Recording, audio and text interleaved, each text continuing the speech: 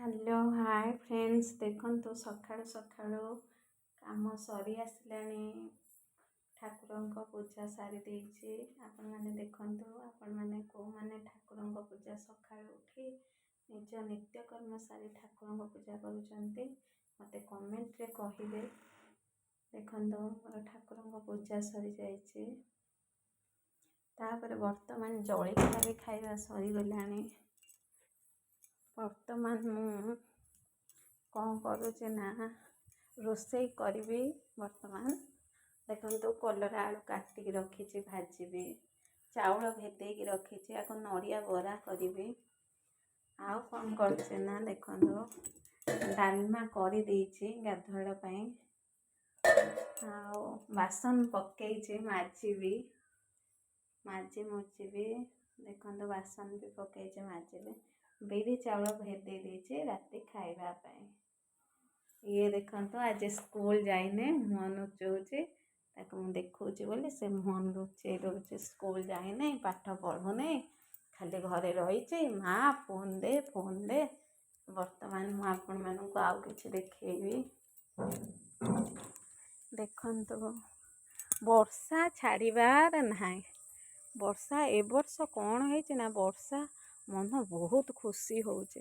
ସେଥିପାଇଁ କିଛି ଦିନ ବି ସେ ଛାଡ଼ୁନି। ଡେଲି ବର୍ଷା ଖାଲି ଦୂର ଢାଳି ଦେଇଯାଉଛି। ଆଉ ସାଙ୍ଗମାନେ ଏଇଆ ଦେଖନ୍ତୁ, ଲୁଗା ଶୁଖେଇଥିବୁ କି ନାହିଁ, ଶୁଖେଇକି ଆସିବୁ ବର୍ଷା ଢାଳୁଛି। ଶୁଖେଇବାକୁ ଯାଉଥିବୁ ବର୍ଷା ଉଠଉଛି। କିନ୍ତୁ ଲୁଗା ଯେମିତି ତୋଳି ଆଣିବୁ, ପାଗ ପୁରା ପରିଷ୍କାର କରିଦେଉଛି, ଯେମିତି ଆଉ ବର୍ଷା ହବନି କି। ଆଉ ଲୁଗା ଶୁଖେଇଲା ମାତ୍ରେ ଦୂର ଢାଳି ଦେଇଯାଉଛି। ତୁ ଲୁଗା ତୋଳିବୁ, ତୁ ନିଜେ ବି ଓଦା ହବୁ। ଆଉ ତୁ ଓଦା ଲୁଗାକୁ ଶୁଖେଇବାକୁ ଯାଇକି ଓଦା ହଉଛୁ। ଆଉ ଶୁଖେଇକି ଆସୁ ତୁ ବି ନିଜେ ଓଦା ହବୁ। କ'ଣ କରିବା।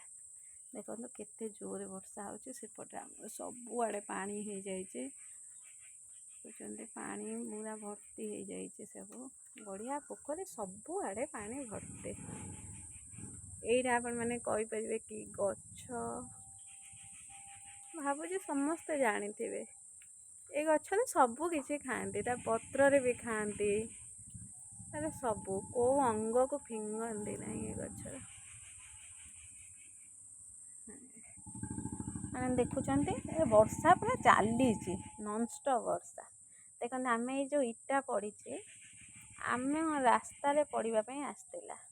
ଆମେ ରାସ୍ତାରେ ଯଦି ପଡ଼ିବାକୁ ଆସିଥିଲା, ଆମେ ଦେଖନ୍ତୁ ଆଣିକି ଆମ ବାଡ଼ିପଟରେ ପକେଇ ଦେଇଛୁ। ଭଲ କରୁଛୁ ନା।